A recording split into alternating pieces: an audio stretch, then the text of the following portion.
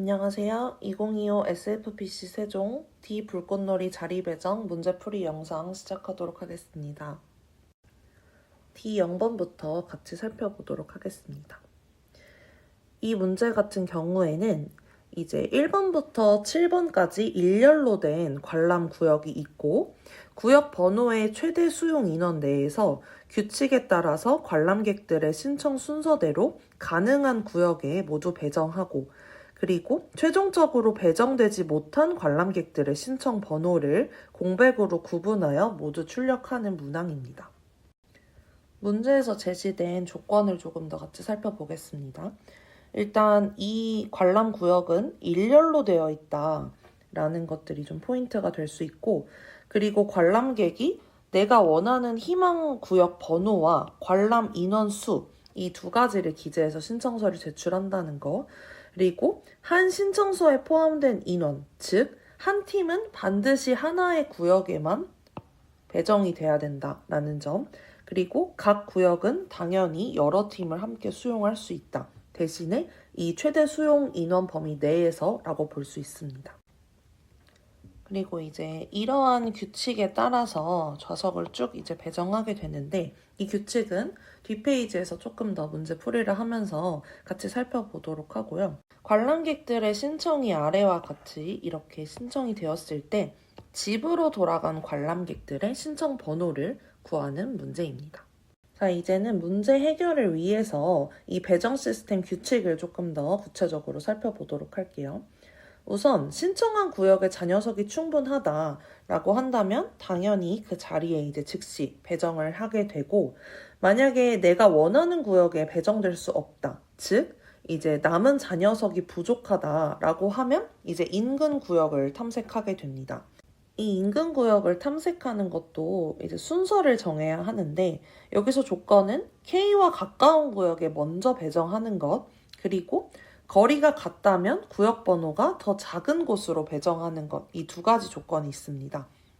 그래서 이걸 토대로 우리가 알 수 있는 이제 탐색의 순서는, 내가 만약에 원하는 K구역에 배정될 수 없다라고 했을 때 왼쪽인 K-1 구역을 먼저 보고, 거기도 안 된다고 하면 오른쪽인 K+1 구역을 보고, 여기도 또 안 된다고 하면 이제 두 칸 인접해 있는 데로 넘어가야겠죠?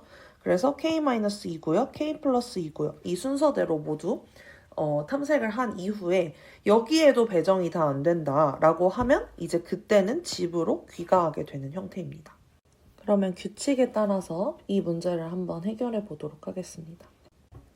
첫 번째 신청 내역을 보면 우선 3번을 희망했으나 3번에서는 한 명이라서 배정될 수 없고, 그렇게 되면 그 다음은 이제 왼쪽 칸이 2번으로 넘어갑니다.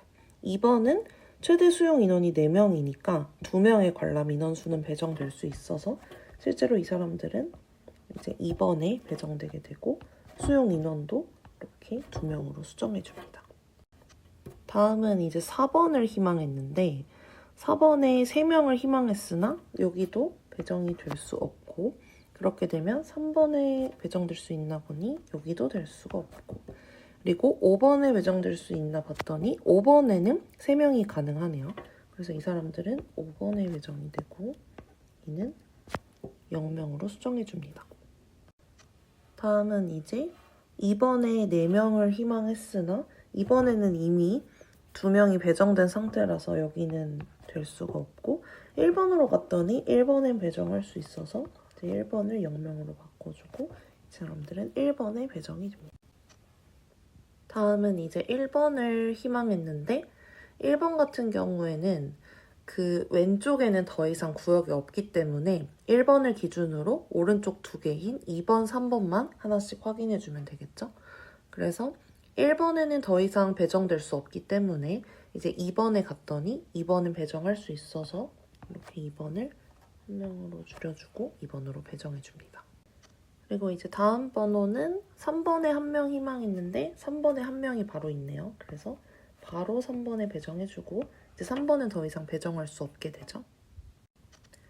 자, 이제 이렇게 5번의 신청을 받아보니까 어느 정도 이 패턴이 다들 이해가 되셨을 거라고 생각해서 조금 더 빠르게 진행해 보도록 하겠습니다.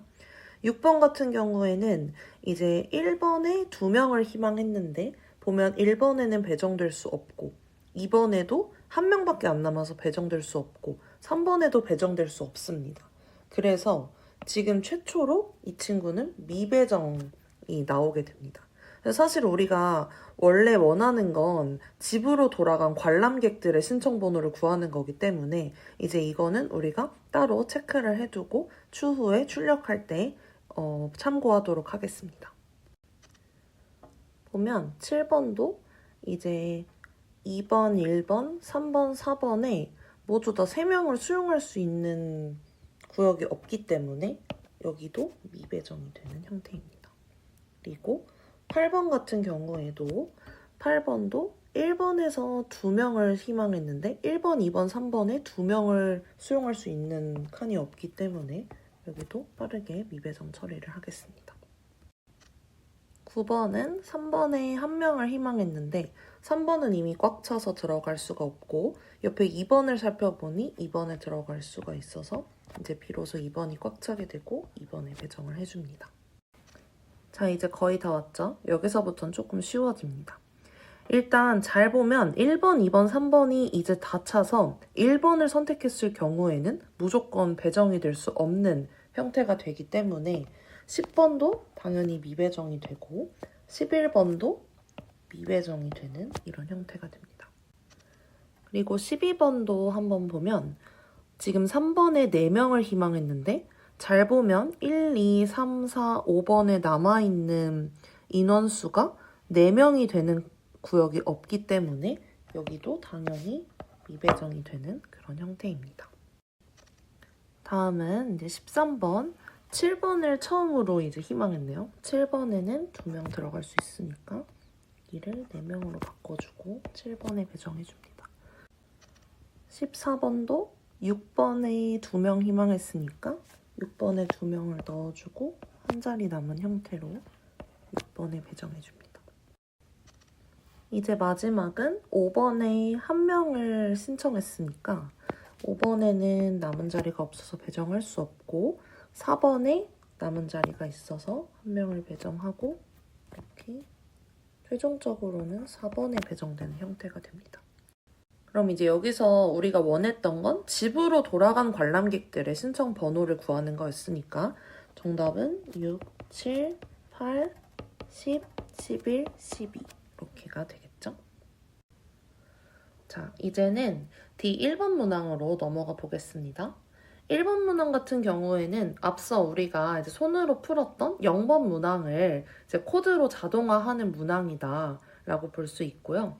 여기서 우리가 잊지 않아야 하는 점은 일렬로 된 관람 구역에서 이제 구역 번호의 최대 수용 인원 내에서 아까 말했던 규칙에 따라서 신청 순서대로 배정하고 그리고 최종적으로는 배정되지 못한 신청 번호를 공백으로 구분해서 출력하는 문항이다. 이렇게 이해하시면 됩니다.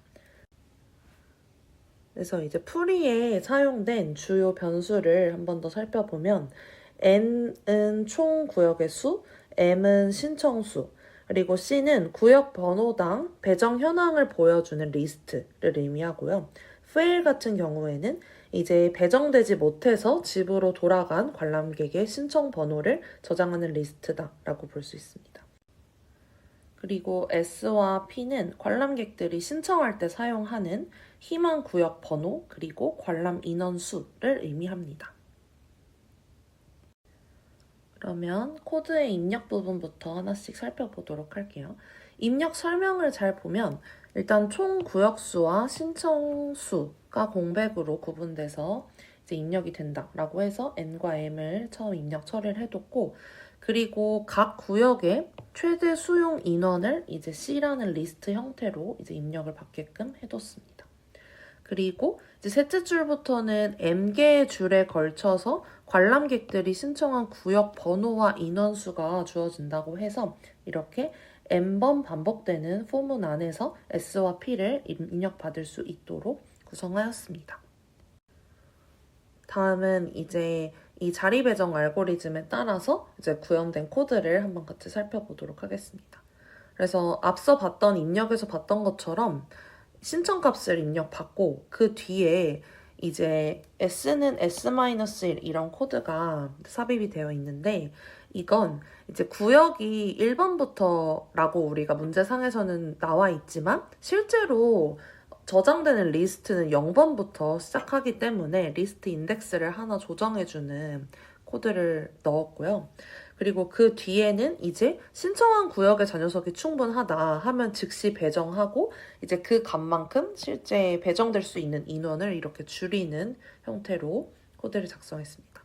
그리고 이후에 이제 만약에 자녀석이 부족해서 인근 구역을 탐색해야 한다라고 한다면 이렇게 S-1, S 플러스 1, S 마이너스 2, S 플러스 2 순서대로 하나씩 탐색해 볼 수 있도록 else if에 이렇게 구문을 넣었고 여기서 우리가 주목할 부분은 이 조건들인데요. 보면 우리가 S-1 구역에 배정을 하려면 실제로 S-1이라는 그 구역이 인덱스가 0 이상이어야지만 이제 배정할 수 있게끔 해서 우리가 1열로 된 구역 안에 배정이 된다라는 조건을 만족할 수 있도록 이렇게 구성했고 실제로 이제 S 플러스 1에 배정하는 경우에도 마찬가지로 S 플러스 1 값이 n보다는 작은 조건을 만족할 때 이제 거기에 배정될 수 있다라고 형태를 지정했습니다. 그래서 이 else if 구문을 모두 다 처리한 이후에도 만약에 배정되지 않았다라고 한다면 앞서 제일 처음에 이제 선언해놨던 이 fail이라는 리스트에 이 i 값을 저장해서 신청 번호를 이제 저장하는 형태로 구성했습니다. 자, 그럼 이제 모든 신청이 처리가 끝났다라고 한 이후에 이제 폼은 밖에 나와 있는 출력 처리 부분을 한번 확인해 볼게요. 그래서 우리가 모든 관람객이 배정됐다라고 하면 이제 마이너스 2를 출력해야 되기 때문에 여기서는 이제 리스트에 저장된 값이 없다. 이 fail이라는 리스트에 저장된 값이 없다라고 하면 마이너스 2를 출력하게 했고 그렇지 않으면 뭔가 값이 있는 거니까 거기에 있는 값을 하나씩 이제 출력할 수 있도록 이렇게 했습니다. 그래서 이렇게 되면 이제 집에 돌아간 관람객들의 신청 번호가 공백으로 구분돼서 쭈루룩 이제 출력되는 걸 확인할 수 있습니다. 네, 이상으로 불꽃놀이 자리 배정 문제 풀이를 마치겠습니다.